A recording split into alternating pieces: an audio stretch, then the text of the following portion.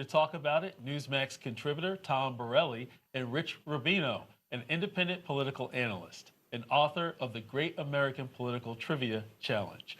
Welcome to you both, gentlemen. Thank you so much. Good morning. So, Tom, good to see you. Let's start with you. Is this a huge embarrassment for Nikki Haley? Yeah, I mean, how could you describe it any other way? I can't believe that she lost to nobody. What an embarrassment. I don't know what the donors are thinking. I think of a lot of things. I have a creative mind, sometimes too creative. I could never have anticipated that one. I thought surely she would win because she was going against nobody, but nobody won. It's a bad sign of what's worse. She's going to be marching into South Carolina, her home state, and almost the entire state Republican party there is against her. So she's down, I think, by 20 points at least. So that's what, 0 for 4? It's time for her to get off the stage. Well, Rich, what's your opinion on this from your perspective? What are Dems talking about? Well, first of all, from a historical perspective, there actually is precedent for this. 1972, 1976, you know who won the Iowa caucuses? Uncommitted.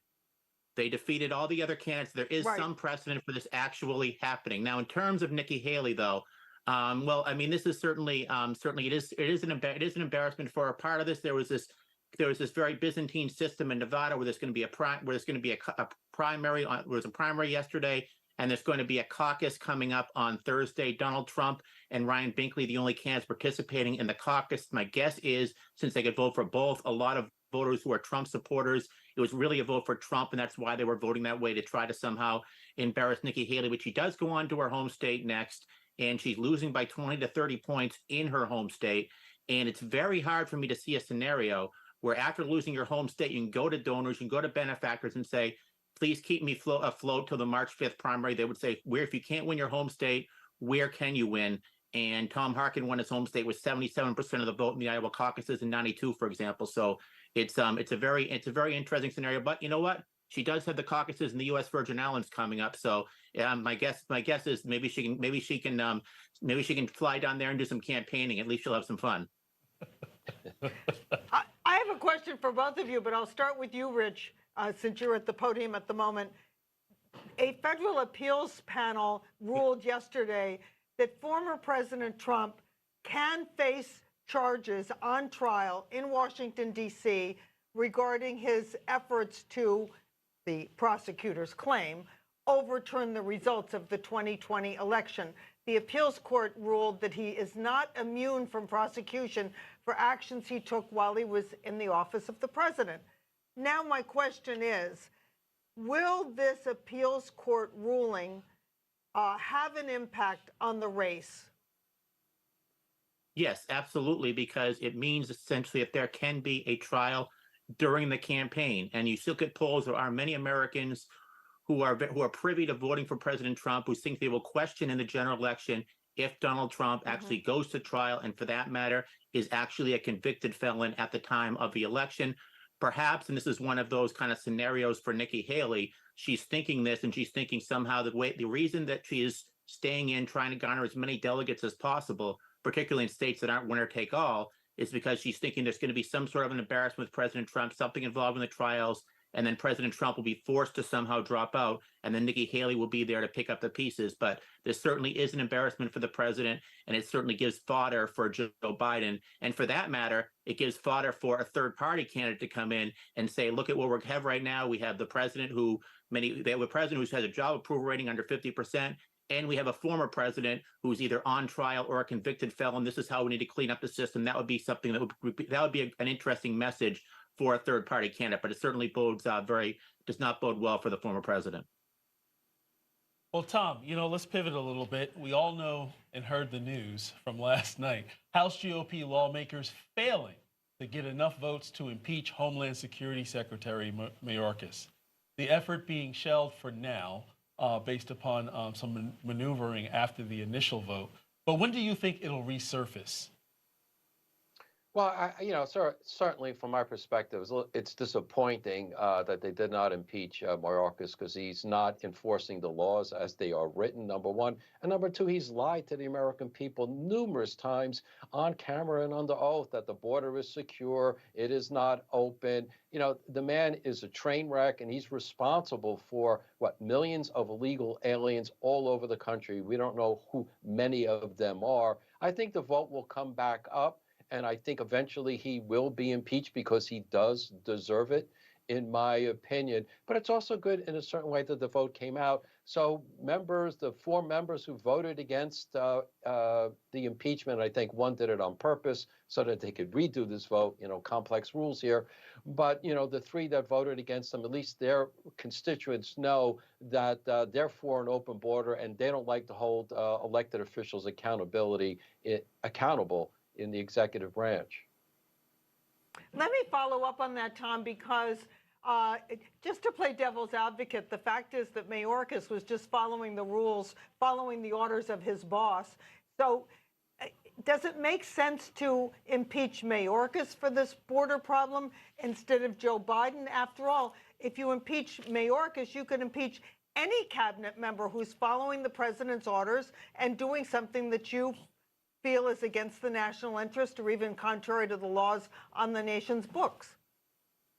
No, that's a good point, but I think you have to hold those who are accountable lower in the chain as well. I mean, I think Biden is going to be impeached because of, Biden Inc., whatever.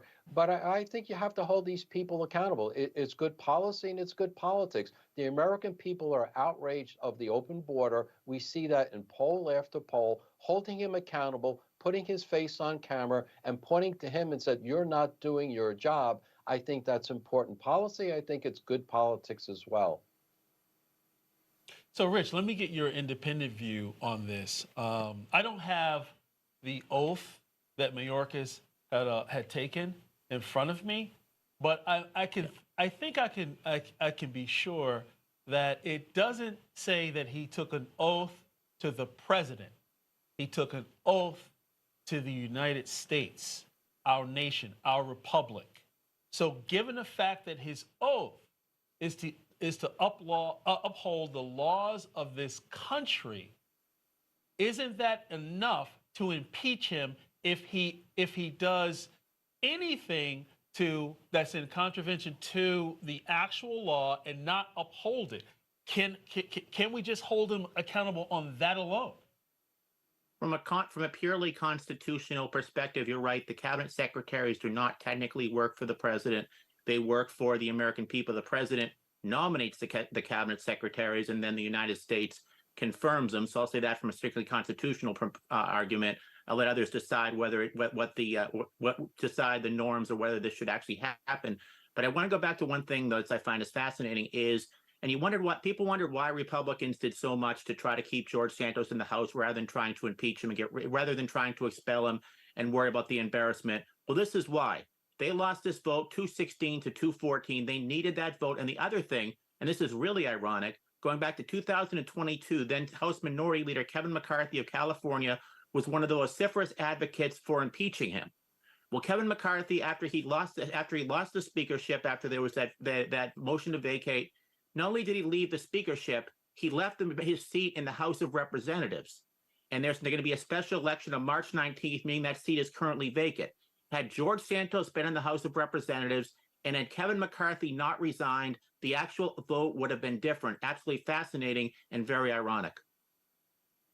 That's a very good point, Rich. I wanted to go back and follow up on something else you said. We were talking earlier about the appeals court decision that Donald Trump can be tried for actions he took while serving as president. Let's not mislead our viewers. Let's remind them that right after that opinion was released, Donald Trump's attorney said that they would be appealing to the United States Supreme Court. They have until February 12th to do that. So I looked at the last time the Supreme Court dealt with this issue, which was Nixon versus Fitzgerald in 1982. It was a civil case, not a criminal case. But at that time, the Supreme Court ruled that, in fact, the president doesn't have to be held accountable. in fact, cannot be charged civilly with actions he took that are within the broadest perimeters of his duties as president. So I'd like to hear your views on how the Supreme Court may look at this case very differently from the appeals court. Well, yeah, and that's assuming that the Supreme Court actually takes up the case. They've issued a stay for February 12th. They want to be able to get enough information, and they're going to try to appeal the case to the United States Supreme Court. You generally speaking, with 9 members, you need 4 members to agree to essentially to accept the case. So if they actually do take the case up, I think the thought process is that since it's a conservative court and it's basically 6-3 center right to center left, that they would be more likely to vote in favor of President Trump. And obviously, that doesn't mean that they're monolithically going to vote for President Trump. There have been other instances where it's been 9-0 against Donald Trump. But Donald Trump, I will say, he is doing something. He is sending out fundraising letters off of the decision of the appeals court. But whether the Supreme Court will actually take it, I don't know. But if they do take it, I would assume that Donald Trump would be happy because he would probably have a more sympathetic Supreme Court than the appeals court, which was 2 democratically appointed judges and 1 Republican appointed judge. So, Tom, we only have a 1 minute left, and I definitely want to get this in to the Israel-Hamas war now. Hamas proposing a 3-stage ceasefire. We're also learning that 31 hostages are dead. Their bodies remain in captivity. The thing is, Tom, where do we go from here? Do you think a ceasefire is a good idea? What other options does Biden have on the table to try to get these hostages back, in your opinion? Well, I think a ceasefire is a horrible idea. What you're basically doing is condoning a massacre of the innocent Israeli citizens. And I believe Israel's under pressure because Biden is under political pressure because he's losing votes from people who support Palestine and support Palestinians, and support basically Hamas. I think it sends a horrible precedent that you can go out, you can murder and slaughter innocent men, women, and children, and then there's a peace deal. This is just outrageous, and Biden and all Democrats should be embarrassed that they're even supporting any sort of idea like this.